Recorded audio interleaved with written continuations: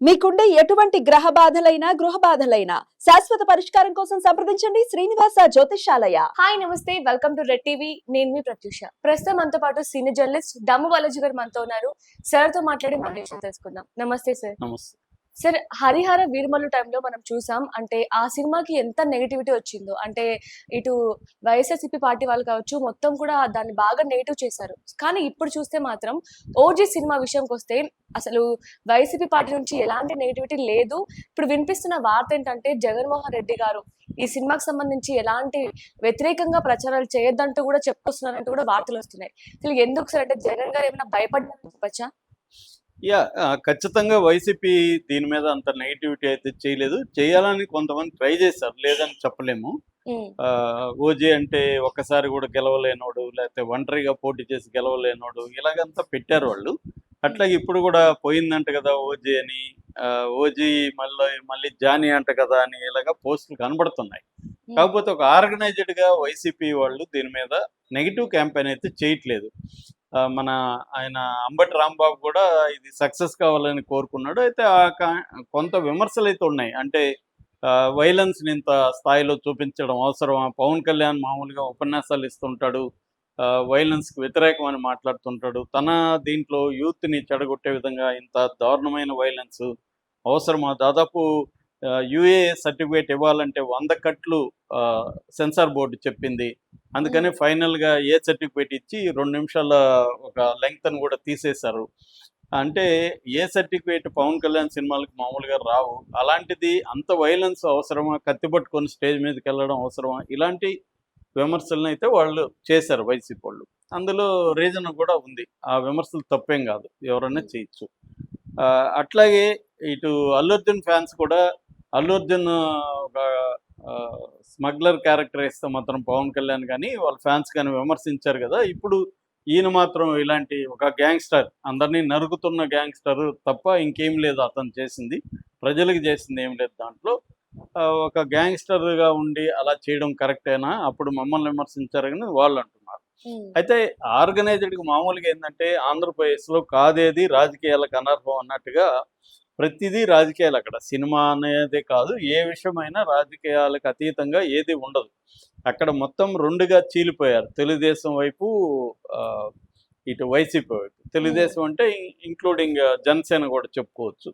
So ఈ కూటమి ఒకవైపు, మిగతా వాళ్ళు ఒకవైపుగా చీలిపోయారు. కమ్యూనిస్టులు కూడా ఈ రెండిట్లో ఏదో ఒక గ్రూప్లో ఉంటున్నారు.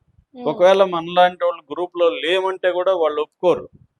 మనం తెలుగుదేశాన్ని విమర్శిస్తే నువ్వు మా ఎనిమి అని తెలుగుదేశం వాళ్ళు అంటారు, వైసీపీ వాళ్ళని విమర్శిస్తే నువ్వు మా ఎనిమి అని వైసీపీ వాళ్ళు అంటారు. అంటే ఈ రెండు తప్ప ఇంకా మూడవ ప్లేస్ ఉంటుందని కూడా ఒప్పుకోరు అనమాట. అంత దారుణంగా అక్కడ పరిస్థితి ఉంటుంది ఆంధ్రప్రదేశ్లో. సో అందుకని హరిహర వీరమల్లికి యాంటీగా బాగా క్యాంపెయిన్ చేశారు వైసీపీ వాళ్ళు, నెగిటివ్గా చాలా పెద్ద ఎత్తున చేశారు. అయితే దీనికి వ్యతిరేకంగా మాత్రం అంత ఆర్గనైజ్డ్ క్యాంపెయిన్ అయితే నెగిటివ్ క్యాంపెయిన్ చేయలేదు. దీనికి కారణం ఏంటంటే జగన్ క్లియర్గా చెప్పాడు, పవన్ కళ్యాణ్ సినిమాల జోలికి వెళ్ళకండి అని. ఎందుకంటే పవన్ కళ్యాణ్ సినిమాల జోలికి కాకుండా అంతకుముందు కూడా ఇటు భైరవం కావచ్చు, అంతకుముందు నాని సినిమాలకు కావచ్చు, ఇలా నెగిటివ్ సినిమాల మీద, లైలా సినిమా కావచ్చు, వీటికన్నిటి మీద కూడా వాళ్ళు నెగిటివ్గా రంగంలో దిగారు. దానికి వాళ్ళ కారణం చెప్పేది ఏంటంటే మమ్మల్ని గురించి ఆ సినిమా ఫంక్షన్లో ఎందుకు మాట్లాడతారు, 11 అని మాట్లాడడం వల్లే కదా మేము చేసిందని. 11 అని మాట్లాడినా కూడా వీళ్ళు చేయకూడదు. ఎందుకంటే ఫర్ ఎగ్జాంపుల్ 30 years పృథ్వీ 11 మేకలు అనేది ఎవరికి కూడా అర్థం కాలేదు నిజానికి. వీళ్ళు చెప్పడం వల్లనే ఎక్కువ మందికి తెలిసింది. సో ఎప్పుడైనా కూడా ప్రతిపక్షం ఏం చేయాలంటే ప్రజల పక్షాన పోరాడాలి.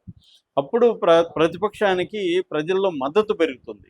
అట్లా కాకుండా నువ్వు వ్యక్తిగతంగా నిన్ను తిట్టాడు కాబట్టి సినిమా వాళ్ళు తిడితే సినిమా వాళ్ళకి ఫ్యాన్స్ ఉంటారు, ప్రతి హీరోకి ఫ్యాన్స్ ఉంటారు. అనవసరంగా ఫ్యాన్స్ని దూరం చేసుకోవడం.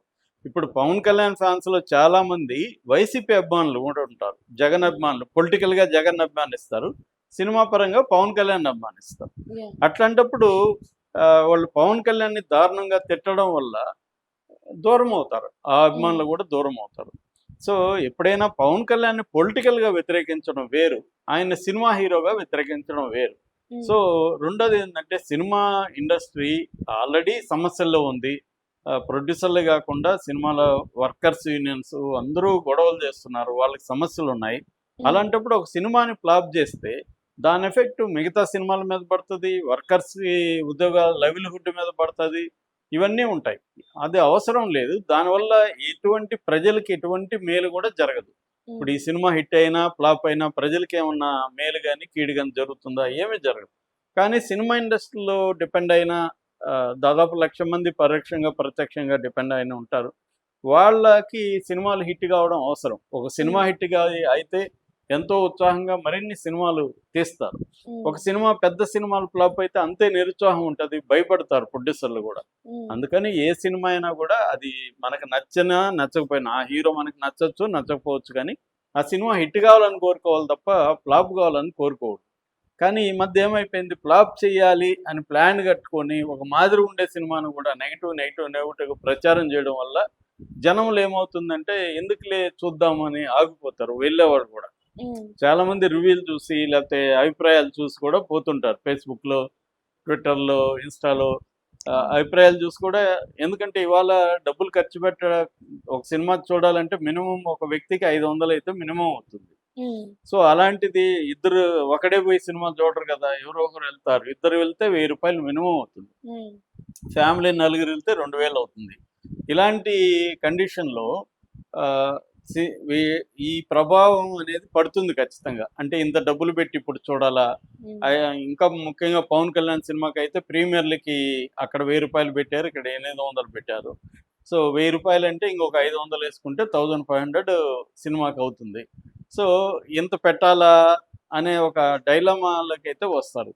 సో అందువల్ల జగన్ ఎందుకు భయపడ్డా అంటే జగన్కి కూడా ఇవన్నీ అర్థమైనాయి. అంటే మనం పవన్ కళ్యాణ్ అటాక్ చేయడం వల్ల మనకే నష్టం జరిగింది అనేది ఎన్నికల తర్వాత జగన్కి అర్థమైంది. ఎందుకంటే అంతకుముందంతా జగన్తో సహా అందరూ పవన్ కళ్యాణ్ మీదనే అటాక్ చేశారు. ఇది ముగ్గురు భార్యలని లేకపోతే వ్యక్తిగతంగా అటాక్ చేశారు. ఎందుకంటే పవన్ కళ్యాణ్ మీద వేరే ఇష్యూస్ నెగిటివ్గా మాట్లాడడానికి లేదు. అతను అధికారంలో ఉండుంటే అతను కరప్షను ఇంకోటి మాట్లాడచ్చు, ఇంకేం మాట్లాడతారు నెగిటివ్గా మాట్లాడడానికి లేక వ్యక్తిగతమైన అజెండాని తీసుకొని, అది కూడా అతను క్లియర్గా అందరికీ తెలుసు అతని లైఫ్. అతనేమి సీక్రెట్ అఫైర్లు పెట్టుకోలేదు, పెళ్లి విడాకులు ఇచ్చాడు, పెళ్లి చేసుకున్నాడు, అదేం తప్పు లేదు. ఇవాళ అయితే కామన్ అయిపోయినాయి. ఇవాళ జనరేషన్కి అయితే ఒక అమ్మాయి ఒక అబ్బాయితో కలిసి ఉండడం అనేది పెద్ద విషయంగా లేదు. ఇవాళ మారుస్తూనే ఉన్నారు అందరూ. కాబట్టి ఈ అఫైర్లు అనేది లేకపోతే ఇద్దరు పిల్లలు ముగ్గురు పిల్లలు అనేది అసలు మ్యాటరే కాదు. జనాలకు కూడా దానివల్ల ఏం ఉపయోగం లేదు, నష్టం. పవన్ కళ్యాణ్ నలుగురు పిల్లల అనుకున్నాం, ముగ్గురే అనుకో, నలుగురు వీళ్ళు చెప్పే నలుగురు అనుకుంటే కూడా జనాలకి ఏంటి నష్టం ఏంటి?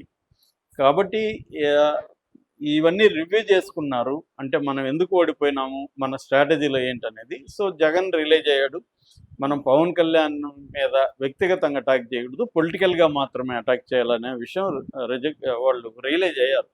అయిన తర్వాత పవన్ కళ్యాణ్ సినిమాలను కూడా మనం అటాక్ చేయడం కరెక్ట్ కాదనేది వాళ్ళు అర్థమైంది.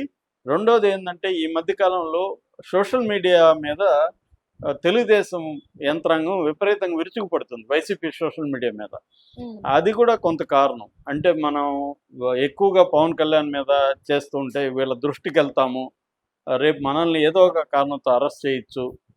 ఎందుకంటే కోర్టులు ఇవన్నీ బెయిల్ ఇవ్వచ్చు, కానీ ఈ లోపల బాధలు అయితే పడాలిగా, జైలుకి వెళ్ళాలా, లాయర్లు పెట్టుకోవాలి, ఇదంతా ప్రాసెస్ ఉంటుంది కదా. మినిమం అయితే 1 month జైల్లో ఉండాలి. ఈ లోపల పోలీసులు ఒక్కొక్కసారి అక్రమంగా అరెస్టులు చేసి కొడుతున్నారు, సో కేసులు పెట్టేసి కొడుతున్నారు. సో ఇవన్నీ భరించాలి. కాబట్టి ఎందుకులే అనేది కూడా కొంత వచ్చింది వైసీపీ సోషల్ మీడియాలో కూడా. భయం అనేది ఖచ్చితంగా వచ్చింది.